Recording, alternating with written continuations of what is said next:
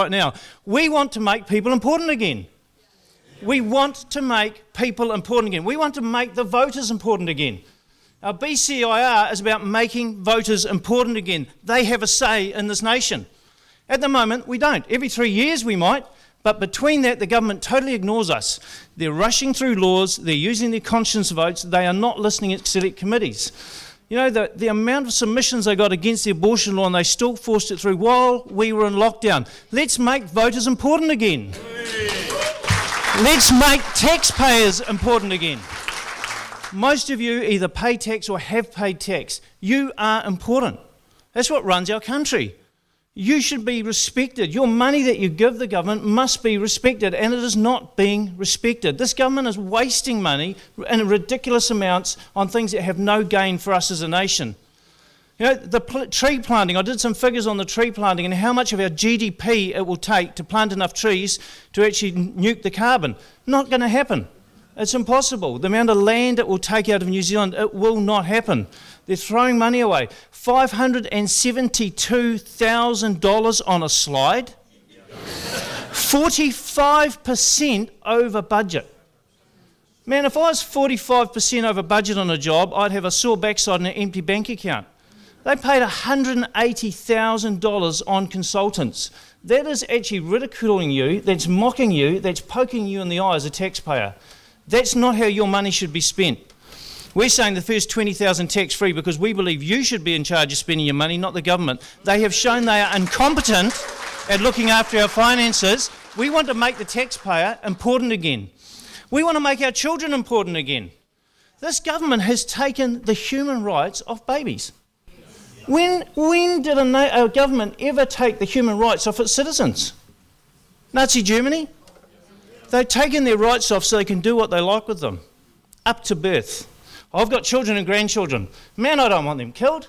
I've held little babies. Do you want them killed? Butchered in the womb? Do you know what they did? When they passed it, an amendment was put in to say if the baby was born during abortion, it had to get medical care. Do you know what this government did? They said no. If that baby, as a human being, is born alive, a live human being is left on a table to die, it has no human rights under this government. We want to make our children important again. So the government, these babies matter. We want to make the victims of crime important again. Victims of crime get nothing from this government. When the Minister of Justice, Andrew Little, had his hui on justice, he didn't even invite representatives of victims to come to it. He doesn't regard them in any way, shape or form. The victims of crime have no say in it. They are the victims. Where's the support for them? Where's the financial aid for them to go to the meetings and the hearings? Where's the help for them? We give it all to the perpetrators of crime. Where's the help for victims? We want to make victims important again in New Zealand so they feel heard, and we want to reduce how many victims they are. Well, the way we're going to do that is through our justice policy. Our justice policy makes victims important, but it also makes offenders important. Do you know why? Because as a party, we're saying we want to invest everything we possibly can to offenders to make them good citizens in New Zealand. But at the same time, we're going to hold them to account. If they don't want to change, they're not going to be allowed out to make more victims. That is not fair and it's not just. We want to make our trades important again. You know, these governments that we've had have totally disregarded the trades, and that is a shame because you all want toilets that flush. I know it. You all want lights that work. You would all like a roof over your head that doesn't leak too much. We want good tradespeople. We want our cars well serviced. We want our hair well cut. We want our bakers to know what they're doing. We want good tradespeople. We need to honour trades. We need to respect trades. We need to make trades important again. We've got a plan for that. I'm not talking rhetoric. I'm talking plans of what we want to do. We want to start trade training at year 9. There's 2 advantages to that.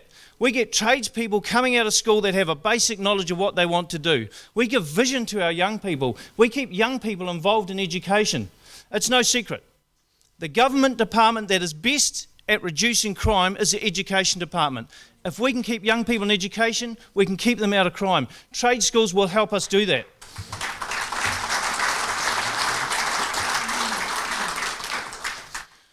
We want to make our sick important again. There's legislation going through at a referenda this year. It's the euthanasia referenda. The problem with the euthanasia referenda, it says, if you are tired of living, you may kill yourself. That's the bottom line of what it says. You can dress it up whatever way you want. It says, if you are tired of living, if life is too hard, you may end your life. That is not the message we need to give people. We need to give the people the message that you are important. You are valuable. We care about you. We're going to put more money into hospices. We're going to put more money into palliative care, but we are not going to give you a cheap drug to end your life just to make it easier for us. In Belgium, it went from 4 euthanasias a week, it is now 40, and now 12-year-olds can apply. That is the slide you go down when you introduce a law that says you can kill yourself when life's too tough. We have one of the highest suicide rates in the world, and our teenagers are topping themselves at ridiculous rates. How can you say to teenagers, life is worth living, when you're saying to someone else, if it's too hard, you can take your own life? That is a double duplicitous message, and it does not work. I fully get it. If you're suffering from some terminal illness and you're in pain and your quality of life is low, I get that you would want to probably end it. The problem is once you introduce the law, the unintended consequences are too high for us as a nation.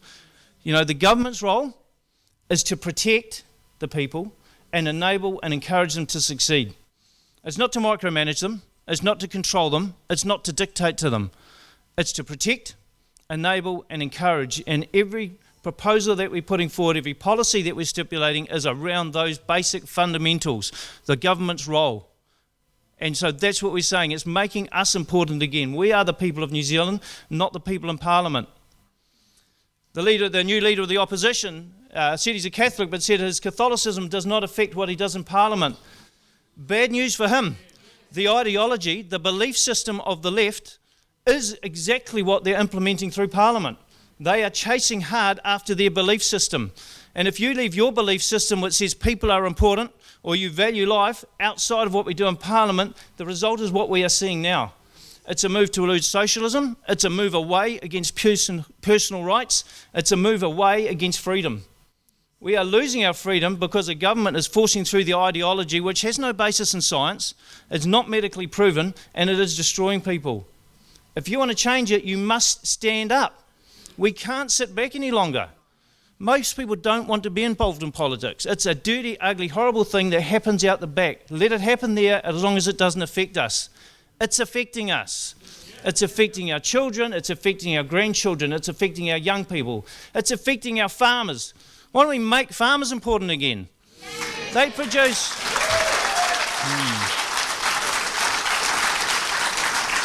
Our farmers produce enough food for 40 million people. Does anyone in this room like eating? I see 3 hands. Lunch is going to be cheap. Kevin, I've saved us a fortune. The rest of you are not going to keep your word, are you? No, you're going to get up and eat. 40 million people get fed by our farmers and it's good food. And yet our farmers have made to feel villainised in this nation.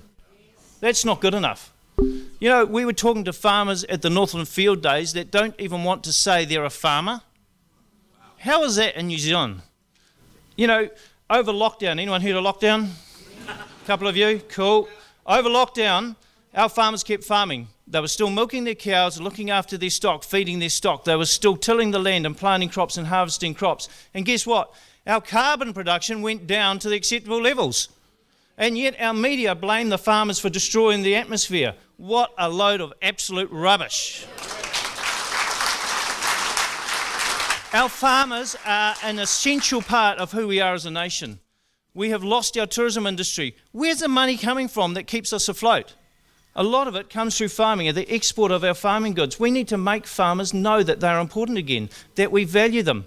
Yes, they are not perfect. Guess what? Neither are you. What do we do about it? Do we hit them with a big stick or do we encourage them and show them what they can do better? I say we help them to do better. We don't beat them up for it.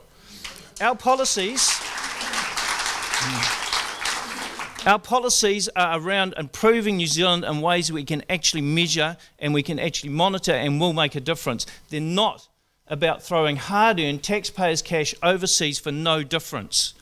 You know, the billions of dollars that we're spending on tax credits has made no difference to the world's environment, none whatsoever, and it will not. The most of all the billions we'll spend overseas, the most it will possibly do, I think I worked out, was a possible drop in temperature of 0.0009 degrees. You virtually can't measure it. We have seen no rise in sea levels. Let's be honest. You go to the beach you went to 50 years ago. Is it underwater? And yet 2 decades ago we were told by now we'd be drowning. We'd all have floaties on our arms and the only thing we could eat is shellfish. It is a lie. It hasn't happened. And we need to stand against it and say, actually, we need to invest our money in the real pollution areas and actually come up with pollution solutions. For farming, that means we bring in better practices of monitoring our soil. Get healthy soil, put less nitrogen in, less runoff. For our farmers have done an amazing job with fencing the waterways and riparian and planting. I think it's over 6 million trees they've planted, paid for out of their pocket. Over 30,000 kilometres of fencing they've put in out of their own pocket. We need to value that and say, you guys are doing great. You know, so do away with the carbon tax. If we're going to plant pine trees, it could be the trees are worth money. If we're going to plant pine trees for carbon credits, what happens when they're 25 years old? They actually can't do anything with them. We've lost that land. They're talking about putting between 2.8 and 5.2 million hectares in forestry for carbon credits. It's nonsensical. We actually need the land to live on. We need the land to food. I don't know about you, I'd rather have a steak than a pine needle. Yeah. We need to make our volunteers important again. You know, New Zealand, you and I have enjoyed in New Zealand when volunteers were the backbone of everything that happened, whether it was in the sports coaching, whether it was in the refereeing, whether it was in monitoring, things like that, whether it was our Boy Scout leaders or whatever. Volunteers are what have actually provided the things that we as children grew up with, the school camps. But you know what? As a volunteer now, the risks are too high. If anything goes wrong, you're liable. That should not happen. We're proposing that there's no liability under health and safety for any volunteers unless it was criminal intent or gross negligence, because that should not happen. Our volunteers should not be penalised for volunteering to help. That should not happen in a healthy society. The problem that it's done, it's threatened them so much that we're losing it. How many people here have had their children go on a school camp in the last 2 years for a week? Maybe one. When I was young, we went on a couple of camps a year. Yeah, we did dangerous stuff. Yes, we got hurt, but we healed and we learnt great things and we enjoyed New Zealand, and we're losing that. You know, our teachers have got too much to do. We need to make our teachers important again. Yeah. We are micromanaging our teachers. These are people that have trained for something. They're passionate about something. They want to actually teach our young people how to think, and they're being micromanaged and paper managed out of their role. Why would you want to do something where you can't actually do what you're passionate about? You're filling out forms the whole time. How does that work? Is the government a good teacher? I don't see many hands. In fact, there were 3 more people want lunch than think the government's a good teacher. The government needs to back off and actually let teachers teach. Say at the end of the year we'd like our students to know this, go for it. Release our teachers to do what they're passionate about, and we will see change. We will see great change. We will see engaged teachers. We'll see passionate teachers. We'll see energised teachers, because they're not having to do something they don't want to do. And it becomes the same with our small businesses. You know, we need to make small businesses great again. 80-something% of businesses in New Zealand are small businesses. Now, I've asked for hands before, and I know people don't want to put up their hand to worry about the armpit thing, but look, how many people here run a small business? Look at that. I can't even count how many that is. How hard is it to run a small business in New Zealand? It is incredibly easy to start a small business. It is really hard to run it and maintain it. Why? The amount of paperwork and compliance and the obligations you have to health and safety, to employment law, it's too onerous. And yet we provide that base of tax. We provide the employment for people. We actually need to make small businesses important again. We need to make employers important again.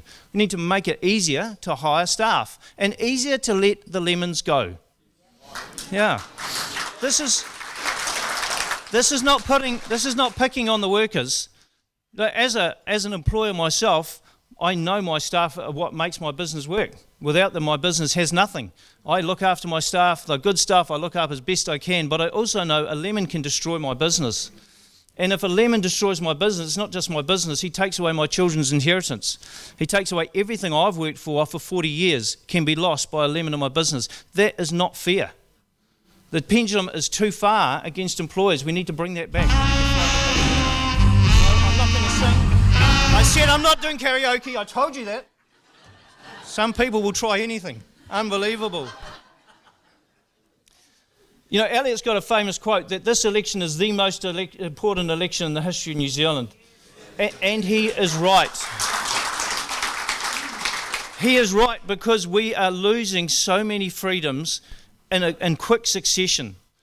Do you know, when the Australian came over to New Zealand and butchered 51 people mercilessly in place where they should have been safe, the government changed the law within a couple of weeks. And they took legally owned firearms or legally owned possessions off law-abiding citizens. 60,000 they took off them. And yet we have more gun violence now than before. Now, there's two reasons for that. One of them is these gang members being imported here from Australia, and fair enough for Australia, I wouldn't want to keep them either. But the other problem is, for a year we've targeted law-abiding citizens and gun control instead of the gangs. We see the police going hard now against the gangs, which is fantastic, and I don't envy them, but I bet most of those police officers would have been preferring to go after the gangs for the last year rather than law-abiding citizens. We've seen that ourselves where they've raided people's houses. They aren't comfortable going to law-abiding citizens' houses looking for firearms. They know it's not the right thing to do. Because we need to get the foot in the right place. We need to be targeting crime, not law-abiding citizens. But it's amazing how they could change that law in 2 weeks, but it's taken more than 2 months for them to change the law to reduce their salaries. Did you notice that? It's very difficult to change the law, is what I heard. Very difficult. But they can change it on a spin of a penny when they want to. Do you know what?